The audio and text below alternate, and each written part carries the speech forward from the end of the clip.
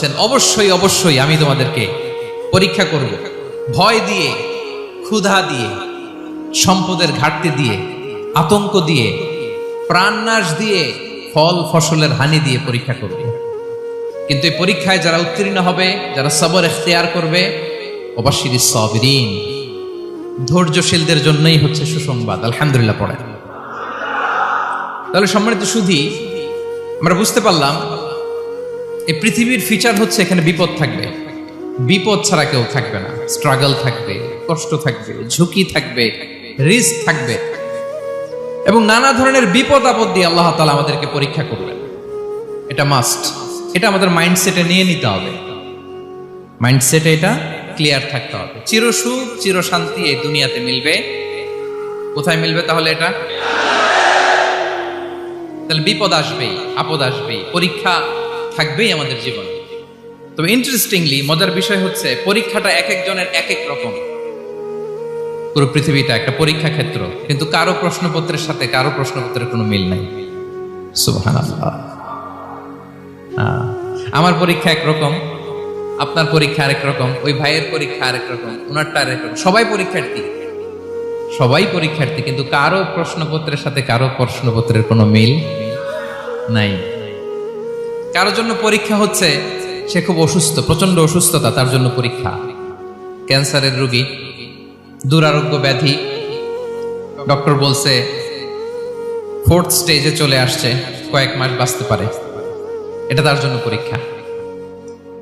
আবার কারো দেখবেন যে খুব একটা অসুস্থতা নাই, অসুস্থতার ঝামেলা নাই, কিন্তু তার দারিদ্রতা আছে, তার আর্থিক অনটন, এটা তার জন্য পরীক্ষা। আবার কারো দেখবেন অসুস্থতাও নাই, দারিদ্রতাও নাই, তার দাম্পত্য জীবনের সমস্যা আছে না নাই? অনেকের দেখবেন এগুলো কোনোটাই সমস্যা না, তার ছেলে কথা শোনে না, মাদকাসক্ত। আহা, মাদকাসক্ত, রিহ্যাবে পাঠায়, আবার আসে, আবার গাঁজা খাওয়া শুরু করে, আছে না নাই বলেন? দেখেন তার পরীক্ষাটা আবার আলাদা। অনেকের দেখবেন মেয়ে বাবার কথা শোনে না। আবার অনেকের দেখবেন যে ব্যবসায় সমস্যা, লসের পর লস, লাভ উঠাতে পারে না। তাহলে পরীক্ষা ছাড়া, বিপদ আপদ ছাড়া দুনিয়াতে কেউ নাই, কেউ নাই প্রিয় ভাইরা। এটা আমাদের মাথায় রাখতে হবে। পরীক্ষা আপনাকে দিতেই হবে, পরীক্ষা দিয়ে দিয়েই নিজেকে প্রমাণ করতে হবে। আর এক একজনের পরীক্ষাটা এক এক রকম, কারো পরীক্ষার সাথে কারো পরীক্ষার কোনো মিল থাকবে না। তো মাঝে মাঝে আমরা এটা ভুলে যাই। আল্লাহ তাআলা কালামে পাকে রিমাইন্ডার দিয়ে আমাদেরকে স্মরণ করিয়ে দিতে চান যে এই পৃথিবীতে আসলে তোমরা এসেছো পরীক্ষা দিতে। এটাই জীবনের বড় বাস্তবতা। আমাদের জীবনে যত হতাশা, আমাদের জীবন নিয়ে যত অভিযোগ, আমাদের মনে যত কষ্ট, আমাদের হৃদয়ের ভেতরে যত অস্থিরতা, তার মূলে হচ্ছে এই সমস্যা যে আমরা ভুলেই গেছি আমরা পরীক্ষা দিতে আসছি। এটা যদি ভুলে না যান, এটা যদি আপনার মাইন্ডসেটে থাকে যে পুরো জীবনটা একটা পরীক্ষা, তাহলে দেখবেন কোনো কিছু আপনাকে কাবু করতে পারবে না। আপনি হতাশ হবেন না, জীবন নিয়ে আর অভিযোগ থাকবে না, আপনি ভেঙে পড়বেন না, সব অভিযোগ হতাশা দূর হয়ে যাবে। তার মানে বুঝতে পারলাম পরীক্ষা আপনাকে দিতেই হবে। পরীক্ষা দেয়া ছাড়া এই পৃথিবী থেকে চলে যাওয়ার কোনো চান্স বা সুযোগ আমাদের কারো নেই।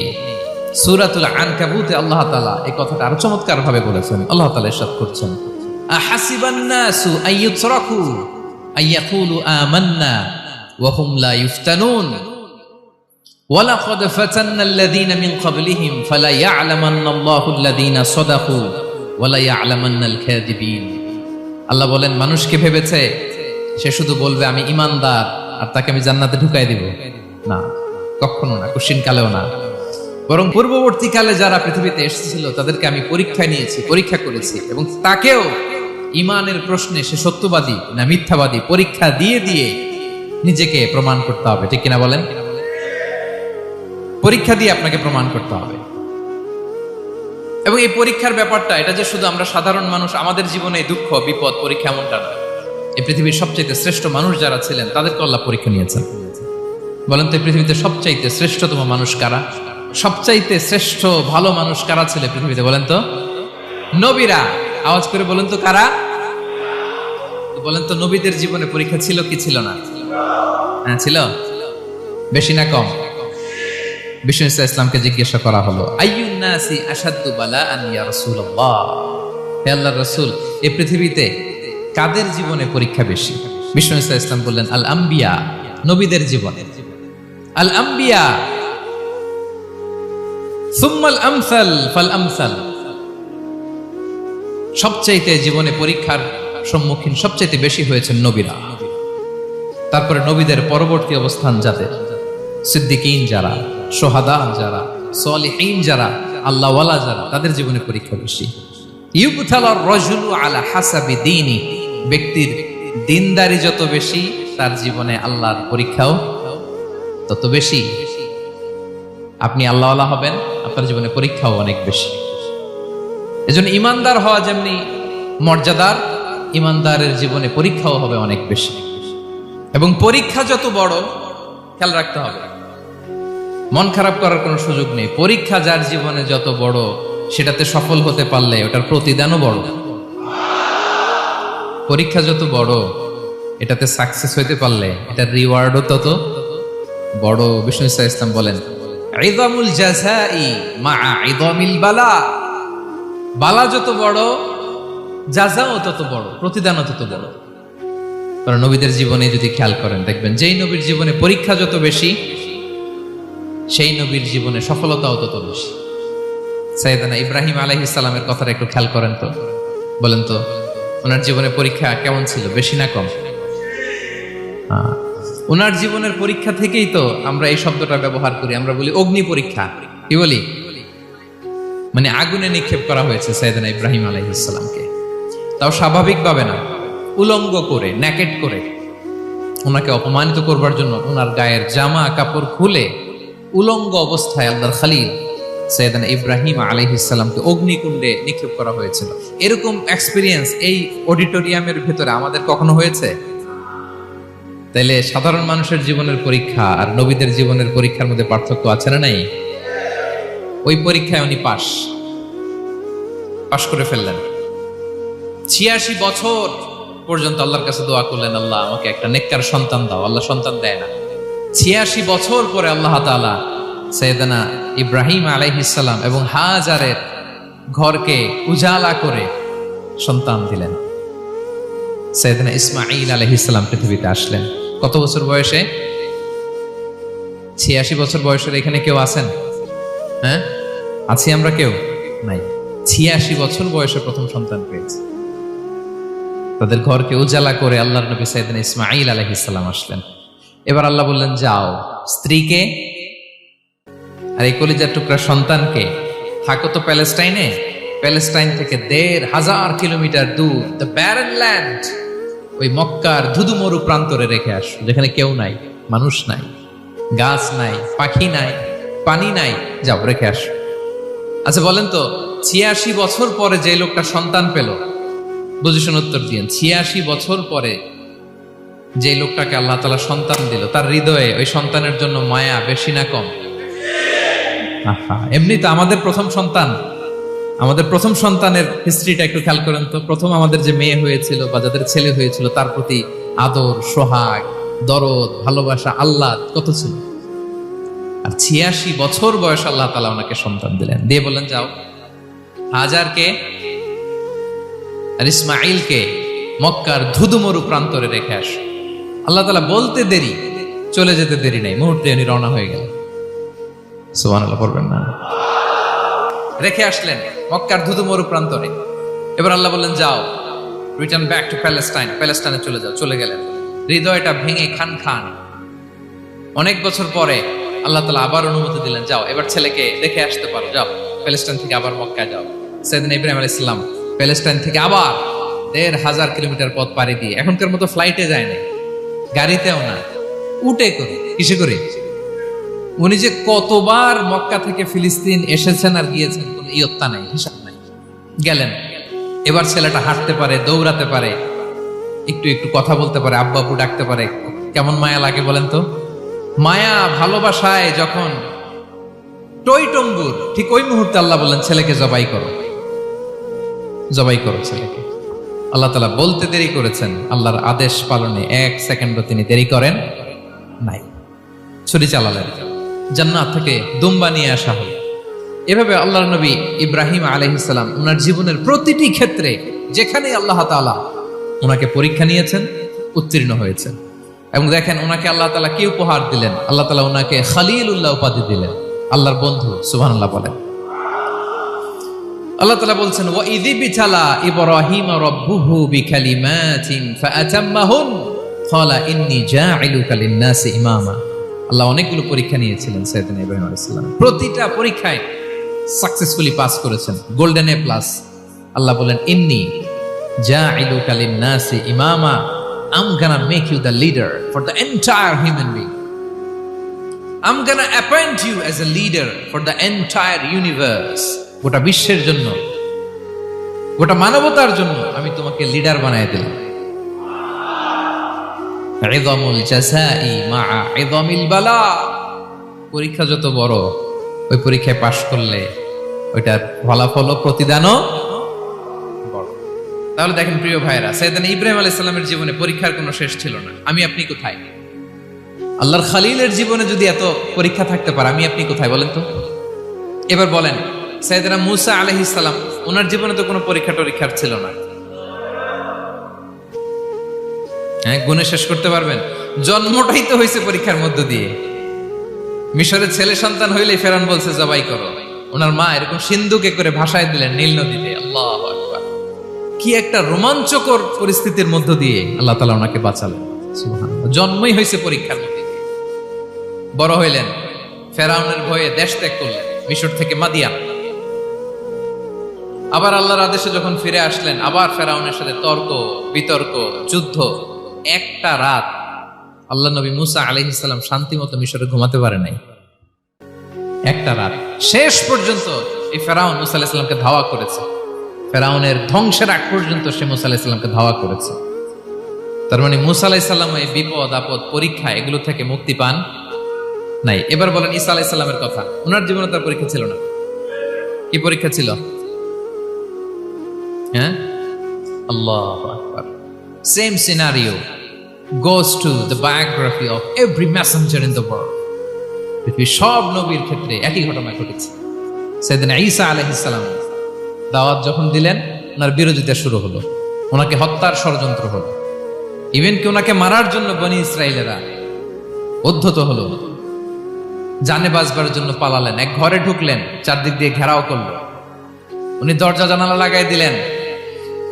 ওরা বললো, একজন দরজা ভেঙে জানালা ভেঙে ভিতরে ঢুকে দেখো বেটা ঈসা কি করে। একজন ভিতরে ঢুকছে, ঢুকার সাথে সাথে বল রাফাআহুল্লাহু ইলাইহি, আল্লাহ তাআলা ঈসা আলাইহিস সালামকে উপরে উঠায় নিলেন।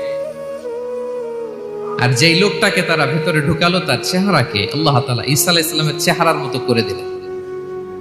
এবার তার বাইরের সাথীরা বলে, ঘটনা কি? বেটা ঈসাও বেরোয় না, আমাদের লোকটাও বেরোয় না, সবাই ঢুক। দরজা ভেঙে ভেতরে ঢুকে দেখে ঈসা দাঁড়ায় আছে। বলেন তো, এটা ঈসা না মিসা? এটা কি আসল ঈসা? ওমা কতালু ওমা সলাবু ওয়ালাকিন শুব্বিহা লাহুম। আল্লাহ বলে, তোমরা আমার নবী ঈসাকে হত্যাও করতে পারো নাই, শুলেও চড়াতে পারো নাই। আমি সেফটি সিকিউরিটি দিয়ে আমার নবী ঈসা আলাইহিস সালামকে আকাশে তুলে নিয়েছি। তাহলে ওনার জীবনে পরীক্ষার শেষ ছিল না। এবার যদি আমরা বিশ্বনবী সাল্লাল্লাহু আলাইহি ওয়াসাল্লামের জীবনের দিকে তাকাই, ওনার জীবনটা দেখেন তো। আমাদের পেয়ারা নবী বিশ্বনবী মুহাম্মদুর রাসূলুল্লাহ সাল্লাল্লাহু আলাইহি ওয়াসাল্লাম, ওনার জীবনে কি স্ট্রাগল ছিল? স্ট্রাগল। মাক্কি জীবনের কথা যদি একটু খেয়াল করেন, দেখেন তো 3 বছর শিয়াবে আবি তালেবে জেল খেটেছেন, না খেয়েছিলেন। ওনার বংশের লোকেরা প্রথমে ছাগল খেয়েছে, ছাগলগুলো যখন শেষ, ছাগলের চামড়াগুলো শুকিয়ে ওইটা খাইছে। গাছের পাতা ছাল এগুলো খেয়ে খাবারের অভাবে বেহুশ হয়ে পড়ে থাকতো তারা। না খেয়ে কয়দিন ছিলেন আপনি? আমি কয়দিন ছিলাম না খেয়ে? মনেই তো পড়ে না, না খেয়েছিলাম কিনা কোনোদিন। এ হচ্ছে মাক্কি জীবন। মেন্টালি প্রেসার দেয়া হয়েছে। বিশ্বনবীর চাচা আবুল আহাব, তার 2 ছেলে উতবা আর উতাইবা, এদের সাথে বিয়ে দিয়েছিলেন 2 মেয়ের। যখন দাওয়াত দেওয়া শুরু করলেন, 2 মেয়েকে ডিভোর্স দিয়ে দিল। দেখেন, একটা বাবার জন্য প্রাপ্তবয়স্কা মেয়েকে যখন উঠায় নেয়ার আগে ডিভোর্স দেয়, তার মানসিক অবস্থাটা কেমন থাকে বলেন? মেন্টালি প্রেসারাইজ করা হয়েছে, ফিজিক্যালি হ্যারাস করা হয়েছে। বিষ্ণু ইসলাম যখন নামাজে দাঁড়াতেন, উটের পচা নারী ভুড়ি বিষ্ণুনবীর কাঁধে চাপিয়ে দেওয়া হতো। আপনার জীবনে এরকম ঘটছে কখনো? আপনি নামাজ পড়তেছেন, উটের পচা নারী ভুঁড়ি আপনার কাঁধে চাপিয়ে দেওয়া হয়েছে। কয়দিন হয়েছে এরকম? কয়দিন হয়েছে? হ্যাঁ, তারপরে তো আলহামদুলিল্লাহ বেরোয় না মুখ দিয়ে। কেমন আছেন হুজুর কয়েন না, বেশি একটা সুবিধার না, তাই না? বেশি একটা একটু মিলাবেন। কতটুকু পরীক্ষা আমরা দিয়েছি। তায়েফে গেলেন বিশ্বনবী, তায়েফে গেছিলেন জমির বায়না দিতে, তাই না? জমি কিনবে তায়েফে। তায়েফবাসীদেরকে জাহান্নামের আগুন থেকে বাঁচাতে গিয়েছিলেন, নিজের জন্য না। সেখানে তায়েফের ছেলেরা পাথর মেরেছে বিষ্ণু ইসলামের গায়ে। এত শুভ্র দেহ ছিল, চেহারা ছিল, বিষ্ণুবীর গা দিয়ে ঝরঝর করে রক্ত ঝরেছে। ফিজিক্যাল হ্যারাসমেন্টের শিকার হয়েছেন বিষ্ণু ইসলাম। যখন যেদিন বিষ্ণু ইসলামকে হত্যার ষড়যন্ত্র করা হলো, আল্লাহ তাআলার আদেশে তিনি মক্কা থেকে মদিনায় হিজরত করলেন। মদিনাতে যেও একটা রাত, সপ্তম হিজরির আগ পর্যন্ত শান্তিতে ঘুমাতে পারেন নাই। 3 দিকে 3 ইহুদি বসতি, বনু কাইনুকা, বনু নদীর, বনু কুরাইজা। আহা, খাওয়ার মধ্যে বিষ মিশিয়ে দেয়া হয়েছিল বিষ্ণু ইসলামের। বাজুর, খাসির বাজুর রান পছন্দ করতেন। এক ইহুদি মহিলা বিষ্ণু ইসলামের ওই রানের মধ্যে বিষ মিশিয়ে দিয়েছিল। ওই বিষের যন্ত্রণায় মৃত্যুর আগ পর্যন্ত বিষ্ণুনবী কাতরাতেন, এবং উনি ইন্তেকালের সময় ওই বিষের ব্যথা যন্ত্রণাতে ইন্তেকাল করেছেন। বিষ্ণুনবীর ইন্তেকালটা শাহাদাতের ইন্তেকাল ছিল। বিষ্ণু ইসলাম বলেছেন, ওই যে খায়বার এলাকার ওই মহিলা যে আমার খাবারে বিষ মিশিয়েছিল, সেই বিষের যন্ত্রণা, বেদনা, কষ্ট আমি অনুভব করছি। খেয়ে না খেয়ে দিন প্রচারের কাজে নিজেকে দিয়েছ বিলিয়ে, তায়েফের কাফিরেরা চিনল না সে আলো, দুষ্ট ছেলেদের পিছু দিল লেলিয়ে, পাথরের আঘাতে ক্ষত বিক্ষত হয়ে সারা শরীর থেকে রক্ত ঝরে। হে রাসূল তোমাকে ভুলি আমি কেমন করে, হে রাসূল তোমাকে ভুলি আমি কেমন করে। হাজার ব্যথা বেদনার পরে ফিরে আসনি তুমি আপন ঘরে, দিনের আলো তুমি ছড়িয়ে দিতে চলে গেলে মদিনায় মক্কা ছেড়ে। হে রাসূল তোমাকে ভুলি আমি কেমন করে, হে রাসূল তোমাকে ভুলি আমি কেমন করে। ঠিক কিনা বলেন? একটা রাত শান্তিতে, শান্তির ঘুম তিনি দিতে পারেন নাই। প্রিয় ভাইয়েরা, তাহলে আমরা কি বুঝলাম? বিশ্বনবীর জীবনে পরীক্ষা ছিল কি ছিল না? আমাদের উপায় আছে? আমরা বাঁচতে পারবো এই বিপদ আপদ পরীক্ষা ঝঞ্ঝাল থেকে? বাঁচতে চাইলেও বাঁচতে পারবো? ইমাম মালিক আলাইহি রাহমা নাম শুনেছেন? ইমাম মালিক, ওনার জ্ঞান থেকে লাখো লাখো মানুষ উপকৃত হয়েছে, কোটি কোটি মানুষ উপকৃত হয়েছে। মদিনার রাস্তায় রশি দিয়ে ওনাকে টেনে হিচড়ে এক এলাকা থেকে আরেক এলাকায় নিত জালেম বাদশারা। ইমাম মালিক আলাইহি রাহমা। ইমাম আহমদ ইবনে হাম্বল, ওনাকে বেত্রাঘাত করা হতো, চাবুক দিয়ে পেটানো হতো। আল ইমাম আল আযম আবু হানিফা আলাইহি রাহমা, ওনাকে কারাবন্দী করা হয়েছিল। তার মানে দেখেন, যত বড় বড় স্কলার, যত বড় বড় মাশায়েখ, এমনকি আম্বিয়া আলাইহিস সালাম, ওনারাও পরীক্ষা বিপদ আপদ থেকে রেহাই পান। পাইছে? তাহলে আপনি আর আমি পাবো? বলেন তো। তাহলে এটা আমাদের ব্রেইনে গেঁথে নিতে হবে যে জীবন মানেই এখানে বিপদ থাকবে, পরীক্ষা থাকবে, স্ট্রাগল করে করে আমাকে আগাতে হবে। কেউ আমার জন্য রেড কার্পেট বিছিয়ে রাখবে না। এই জীবনটা বড় জটিল। This is life, how it's design. এভাবেই পৃথিবীকে ডিজাইন করা হয়েছে। এখানে বিপদ আছে, কষ্ট আছে। এই পরীক্ষা দিয়ে দিয়ে আপনাকে উত্তীর্ণ হতে হবে। বুঝতে পেরেছেন প্রিয় ভাইরা? নাও দ্য কোশ্চেন আরাইজ, এখন প্রশ্ন হচ্ছে, কেন আল্লাহ এই পরীক্ষা নেন? কেন? আল্লাহ তাআলা সূরা মুলকে বলেছেন, এই পৃথিবী সাজানোর, এই জীবন মৃত্যুর এই খেলা, এটার উদ্দেশ্যটাকে আল্লাহ তাআলা স্পষ্ট করে বলেছেন, আল্লাযী খালাকাল মাউতা ওয়াল হায়াতা লিয়াবলুয়াকুম আইয়ুকুম আহসানু আমালা। জীবন মৃত্যু দিয়ে তোমাদের জীবনকে সাজানো হয়েছে এজন্য, যাতে করে তিনি তোমাদের পরীক্ষা করতে পারেন। কি করতে পারেন? তোমাদের মধ্যে কে সৎকর্মে অগ্রগামী, কে কাজে ভালো, আমলে ভালো, এটা দেখার জন্য। বেসিকলি আল্লাহর দেখার প্রয়োজন নাই, আমাদেরকে দেখানোর জন্য এই পরীক্ষার আয়োজন।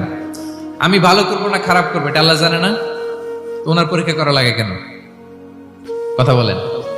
আমি জান্নাতি না জাহান্নামী এটা আল্লাহ জানেন না? বেসিকলি আমাদেরকে জানানোর জন্য এই পরীক্ষার আয়োজন। কাদেরকে জানানোর জন্য? মানে তুমি জেনে যাও তুমি জান্নাতি না জাহান্নামী। আমি ভালো করেই জানি। একটা ছোট্ট উদাহরণ দিলে বুঝতে পারবেন প্রিয় ভাইয়েরা। ধরেন আল্লাহ তাআলা দুইজনকে সৃষ্টি করলেন। উদাহরণস্বরূপ একজনের নাম আব্দুল্লাহ আর একজনের নাম আব্দুর রহমান। সৃষ্টির পরে আব্দুল্লাহকে বললেন, আব্দুল্লাহ আমি জানি তুমি পৃথিবীতে 50 বছর হায়াত পাইতা, খুব ভালো কাজ করতে, তুমি দুনিয়াতে অনেক ভালো কাজ করতে, এটা আমি আগেই জানি, আমার অসীম জ্ঞান বলে আমি আগে থেকেই জানি। তো যাও, তোমার এইমাত্র সৃষ্টি করলাম, যাও তুমি জান্নাতে ঢুকে যাও, কারণ আমি জানি তুমি জান্নাতি হবে। আচ্ছা, আর আব্দুর রহমান তুমি পৃথিবীতে খুব খারাপ কাজ করতে, এটা আমি জানতাম, তোমারে পাঠাইলে খারাপ কাজ করবা, তুমি সীমা লঙ্ঘন করবা, অন্যায় করবা, অপরাধ করবা, তুমি জাহান্নামী হবা, যাও। যেহেতু আমি জানি পরীক্ষার আর দরকার নেই, তোমারে জাহান্নাম দিয়ে দিলাম, যাও ঢুকে যাও। আব্দুল্লাহ ঠিকই জান্নাতে ঢুকে যাবে, আব্দুর রহমান কি ঢুকবে? ঢুকবে। সে বলবে, আল্লাহ এইমাত্র আমারে বানাইলেন, এইমাত্র আপনি আমাকে সৃষ্টি করলেন, সৃষ্টি করেই বলতেছেন তুমি জাহান্নামে যাও, আর বলতেছেন আমি জানি দুনিয়াতে পাঠালে তুমি খারাপ কাজ করবা, তুমি জাহান্নামী হবা, পাঠানোর আর কি দরকার, আগে থেকে জাহান্নামে যাও। আল্লাহ আপনি জানলে জানতে পারেন, আমি তো জানি না। ঠিক কিনা বলেন? সে বলবে, না আল্লাহ আপনি ভুল বলতেছেন, এই দুনিয়াতে পাঠাইলে আমি খুব ভালো কাজ করতাম, আমি সীমা লঙ্ঘন করতাম না, নামাজ পড়তাম, রোজা রাখতাম, হজ করতাম, যাকাত দিতাম, সাদাকা করতাম, চ্যারিটি করতাম, জনকল্যাণকর সব ভালো কাজগুলো আল্লাহ আমি করতাম। এজন্য আল্লাহ তাআলা পরীক্ষার আয়োজন করেছেন, যাতে করে তুমি জেনে যাও যে পৃথিবীতে তুমি কি করেছো। এখন আর আল্লাহকে এক্সকিউজ দেওয়ার সুযোগ নেই। আচ্ছা বলেন তো, আবু জাহেলকে যদি আল্লাহ এখন কিয়ামতের দিন বলে, Abu Jahl go to the hell fire, আবু জাহেলের কিছু বলার সুযোগ আছে? কারণ ও দুনিয়াতে কি করে আসছে এটাও জানে না। ফেরাউনকে ডেকে যদি আল্লাহ বলে, ফেরাউন তুমি জাহান্নামে যাও, go to the hell fire, ওর কি কোনো এক্সকিউজ দেওয়ার সুযোগ আছে? বলেন, সুযোগ আর আছে? কারণ তুমি দুনিয়াতে কি করেছো তোমার চেয়ে ভালো কেউ আর জানে? পৃথিবীতে এই পরীক্ষার এই আয়োজনের সবচাইতে বড় উদ্দেশ্য হচ্ছে যাতে করে আমরা দেখে যাই যে আমরা কি কাজ করছি। কেউ যখন পরীক্ষা দেয় প্রিয় ভাইরা, ওই পরীক্ষায় কত পাবে তার একটা হিসাব আছে না? বলেন, আপনি গণিত পরীক্ষা দিয়ে আসছেন, যে 100-তে 100 পাবে সে বলতে পারে আমার সব অঙ্ক হয়েছে, ঠিক কিনা বলেন? আর যে লাড্ডু গুড্ডু বুঝছেন তো, কিছুই পারে নাই, ঘোড়ার ডিম, তারও একটা হিসাব আছে যে সে কিছুই লিখে আসতে পারে নাই। তাই পৃথিবীতে এই পরীক্ষার আয়োজনের প্রধানতম কারণ হচ্ছে যাতে করে আমরা বুঝে যেতে পারি যে আমরা কোথায় যাব, জান্নাতে না জাহান্নামে।